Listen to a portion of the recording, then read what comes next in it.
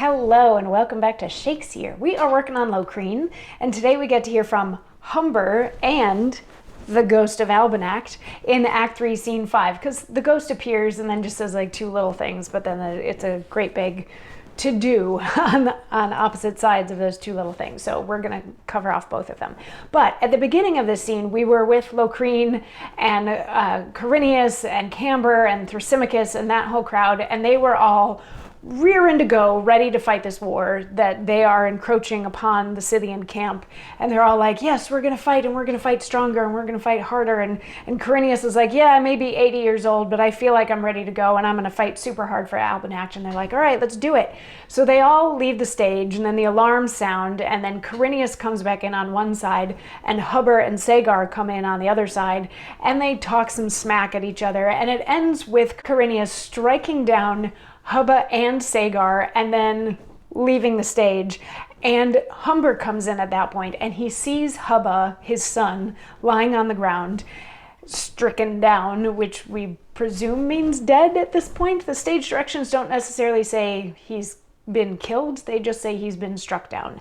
But anyway, Humber comes in and sees Humber, and he says, "Where may I find some desert wilderness, where I may breathe out curses as I would, and scare the earth with my condemning voice, where every echo's repercussion may help me to bewail mine overthrow, and aid me in my sorrowful laments?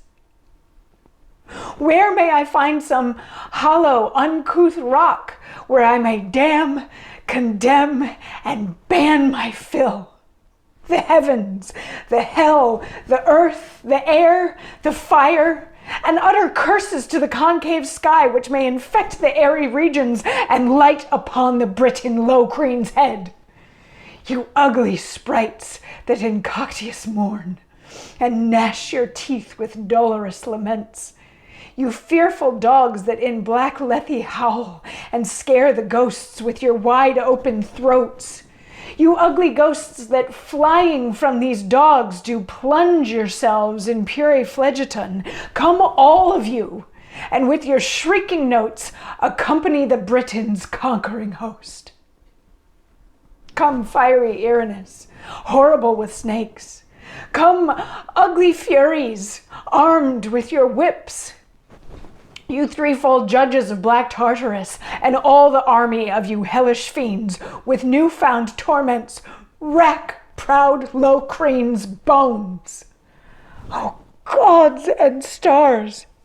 Damned be the gods and stars that did not drown me in fair Thetis plains. Cursed be the sea that with outrageous waves, with surging billows, did not rive my ships against the rocks of high Serenia, or swallowed me in her watery gulf.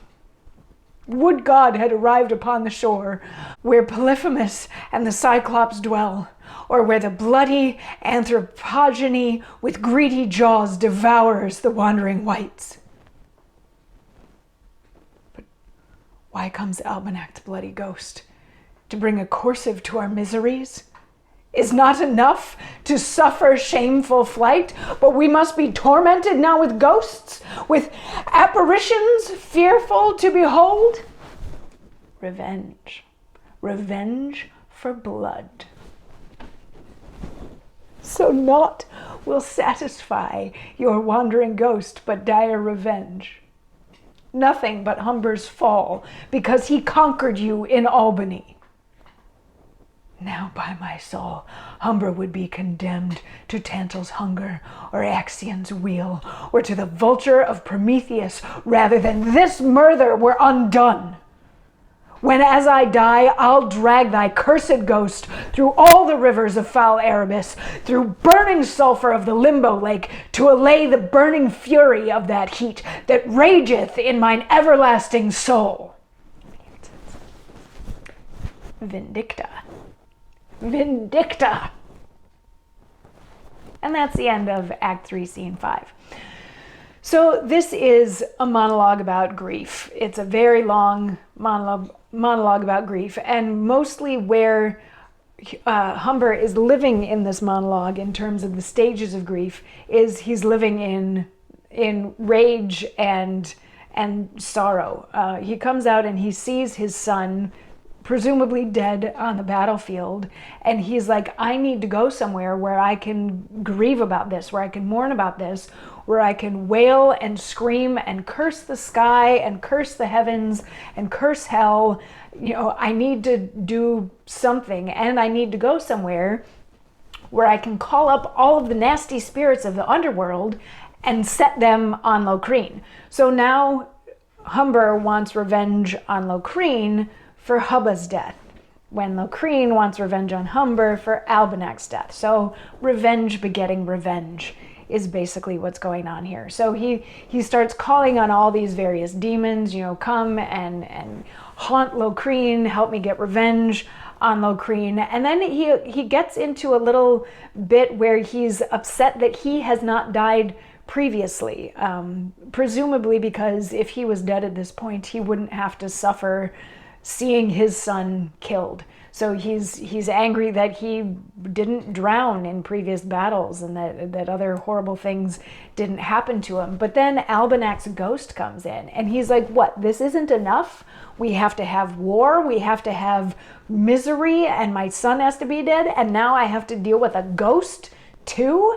So Albanact's ghost then says, revenge for blood. And Humber's like, really? You want revenge on me because I killed you? Which might go on the list of dumbest questions ever answered. It literally feels like, really, the only thing that's going to make you happy is if I die just because I killed you. Yes, that's what ghosts and revenge are all about. And that's exactly why you want revenge on Locrine, because he killed your son. So this is... It's, to me, an amusing statement because it is so obvious, and it's just, it's the pot calling the kettle black in this particular case. But having seen the ghost and learning that the ghost is all about revenge, he then gets fired up to actually go and get revenge. And he actually almost says that he wants to get revenge on the ghost in the afterlife. He actually does say that. He's like, when it's my turn to be a ghost, I'm going to find you, Ghost of Albanact, and I'm going to drag you through all the worst parts of hell because I'm so angry at what you're doing. So the ghost appearing and saying, I'm here for revenge, which was maybe supposed to be a spooky, scary moment, actually just fueled Humber's desire for revenge even more, possibly backfiring. We'll see. I'm not sure that was the intended effect that the ghost was going for, to make Humber even more angry, but that's what he did. And Humber leaves to go seek his revenge, and the ghost is like, haha, revenge, at the end of the scene, and he feels like he's all happy about it. And what's interesting, this is also, not only is that the end of the scene, but that's the end of the act, which means we need to look back on this Act 3 that Ate told us was going to be like a snake biting a crocodile and both of them falling into the river. It makes you think that the river is the desire for revenge here. It's not that one thing is necessarily going to kill both things. It's revenge begetting revenge. Evil begetting evil is sort of what happens here. And the river is just that, now we're on this course where the only option is revenge, is violence, is death, is not good, happy, fun stuff. So just a thought on that. So anyway, that's the end of Act 3. Come on back tomorrow and we're going to get to hear from Ate again, who's going to tell us what Act 4 is going to be all about. I'll see you then for that. Mwah.